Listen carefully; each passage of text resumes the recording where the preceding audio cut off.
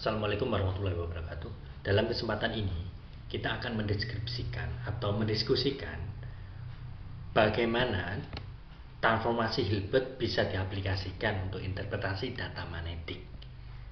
Atau interpretasinya adalah interpretasi secara kualitatif, yakni hanya mengidentifikasi posisi suatu tempat saja tanpa melibatkan kedalaman. Sebelum kita membahas ke aplikasi metode transformasi Hilbert untuk mengalokalisir atau mengidentifikasi keberadaan sumber anomali data magnetik, sebaiknya kita mempelajari dulu konsep dari transformasi Hilbert itu sendiri. Pada dasarnya, transformasi Hilbert ini biasanya diaplikasikan untuk analisa sinyal yang khususnya dia dipakai untuk mengetahui frekuensi dan waktu secara simultan. Oleh karena itu, metode Hilbert ini sangat-sangat powerful untuk analisa sinyal, khususnya untuk mengetahui waktu dan frekuensi secara simultan. Transformasi Hilbert dari sinyal ST didefinisikan sebagai SIT sama dengan S ini sebagai sinyalnya, kemudian dikonvolusikan dengan HT, di mana HT ini adalah seperti T. Jadi dikonvolusikan dengan fungsi ini.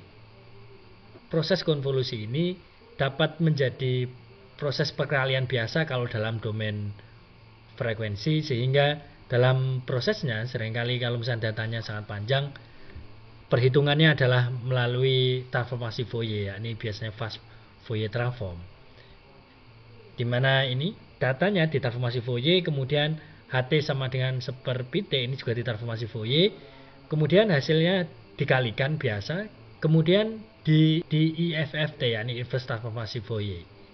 Kemudian itu hasilnya adalah sinyal hasil transformasi Hilbert. Hasil transformasi Hilbert ini analitik sinyal merupakan gabungan antara data asli dan imajiner di hasil transformasi Hilbert. Oleh karena itu, dalam proses selanjutnya, amplitude dari analitik sinyal atau SA ini merupakan data yang sebenarnya, data dari sinyal dikuadratkan ditambah hasil transformasi Hilbert dikuadratkan kemudian diakar. Ini adalah amplitude dari analitik sinyal. Bagaimana dengan frekuensinya? Pertama, kalau pengen mengestimasi frekuensi, kita bisa memakai R-stan, di mana theta sama dengan R-stan dari SI per S T, kemudian theta itu sama dengan 2πf, artinya kita bisa mengestimasi frekuensi dalam setiap waktunya. Namun dalam pembahasan ini kita cukup memakai analitik sinyalnya, yakni amplitude analitik signal absolut dari SAT ini. Misalkan ini contohnya original signal adalah ini, kemudian ditransformasi Hilbert hasilnya ini. Hasil dari transformasi Hilbert merupakan analitik signal dari komponen imajiner dari analitik signal, yakni ini. Kemudian dari analitik signal ini juga berupa real data, yakni ST ini yang sama dengan original signal. Kemudian absolute value atau absolut dari analitik signal itu adalah ini. Pakai persamaan ini nanti didapatkan bahwa datanya adalah demikian analisanya.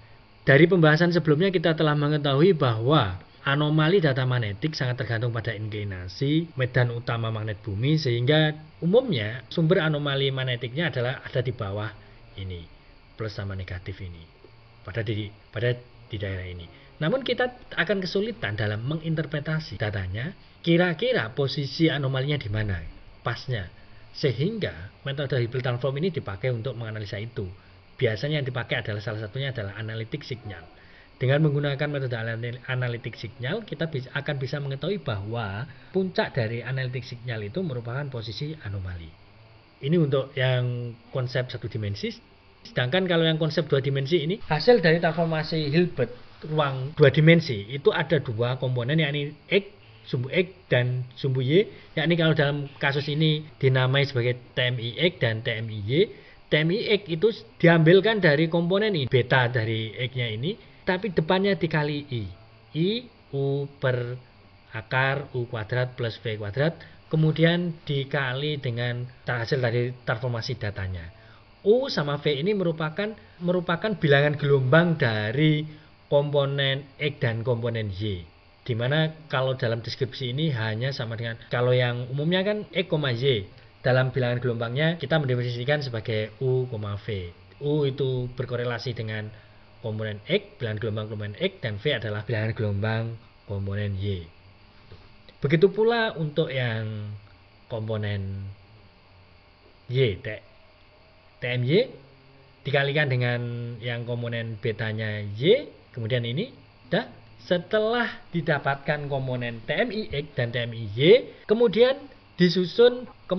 setelah didapatkan hasil transformasi Hilbert dua dimensinya data TMI, kita akan menyusun analitik signalnya sebagaimana pada transformasi Hilbert satu dimensi tadi. Akan ada komponen X sama komponen Y. Selanjutnya akan juga ada komponen K dalam kasus ini, di mana komponen K ini adalah data TMI-nya, yakni data observasi magnetiknya, yakni TMI-nya. Yang komponen X ini adalah TMI X, yang komponen Y adalah TMI Y. Selanjutnya, sehingga absolut analitik signalnya adalah sama dengan akar TMI X kuadrat ditambah TMI Y kuadrat tambah TMI kuadrat.